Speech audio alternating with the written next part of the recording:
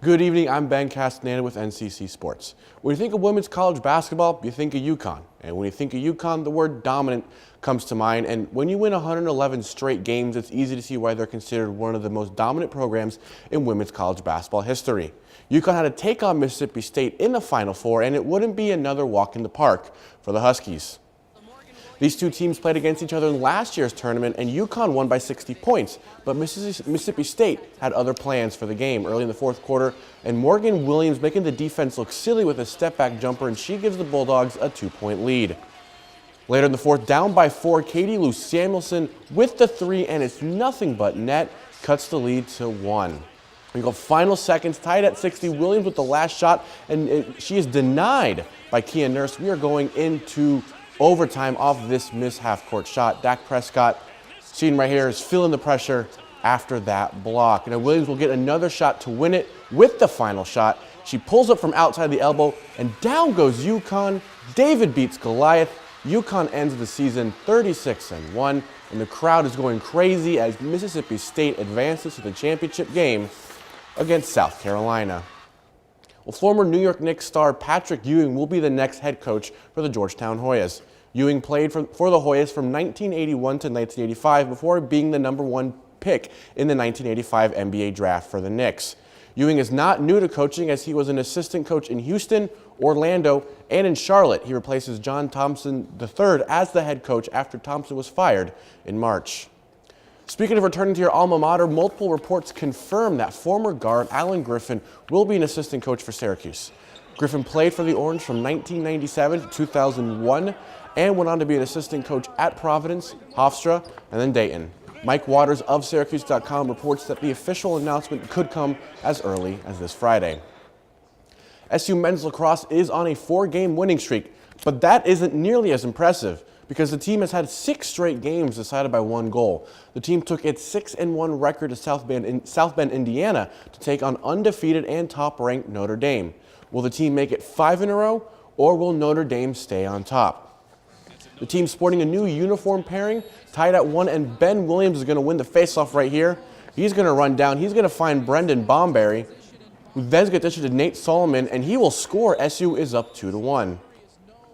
Advance to the third quarter now as Sergio Salcido splits the double team. He finds Solomon on the crease, and he gives Syracuse a 3-goal lead. But Notre Dame would claw back into the game and score 3 straight, including this behind-the-back goal from Timmy Phillips, and that will make it 9-9. Let's watch that goal again. You see him just rips it right behind his right shoulder there. To the fourth quarter we go, and Nick Mariano rifles the ball past the goalie, and Syracuse is up 11-9.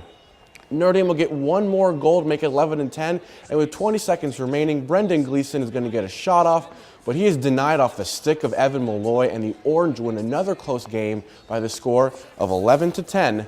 The Orange play next Wednesday when they travel to Geneva to take on upstate rival Hobart.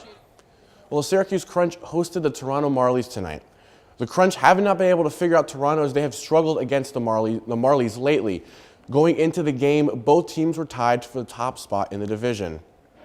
It was Slapshot night as the team donned Chiefs jerseys for the 40th anniversary of the movie, parts of which were filmed in Syracuse. The Crunch turn it over mid-ice, and Brendan Lipsick wrists the shot in, and Toronto leads 2-0. Move on to the second period. The Crunch cuts the lead to 1 off a beautiful top-shelf shot by Ben Thompson off an assist from Eric Condra. A few minutes later, Toronto's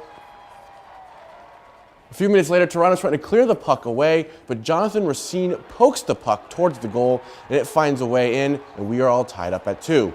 Now, this game will go into a shootout and to determine a winner, and Toronto comes up on top with this one here, 3-2.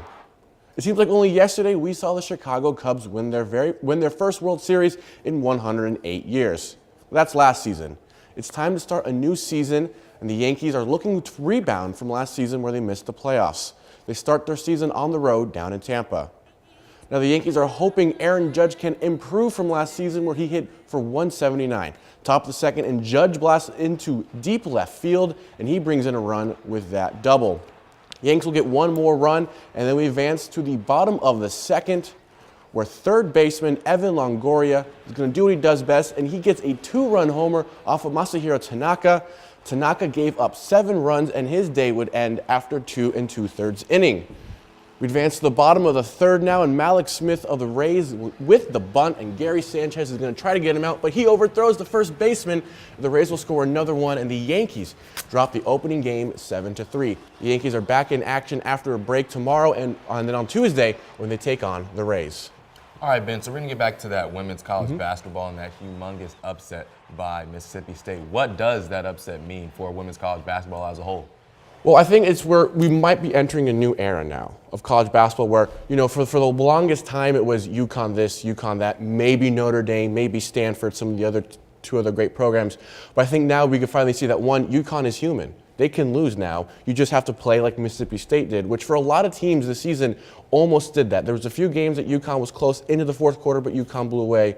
But, you know, you saw Gino Auriemma, not in the highlight, but after the game, he was kind of just nervously smiling where he knows now that teams know now they can look at this tape and realize this is how we can beat UConn going in the future. So will we see another undefeated season from UConn?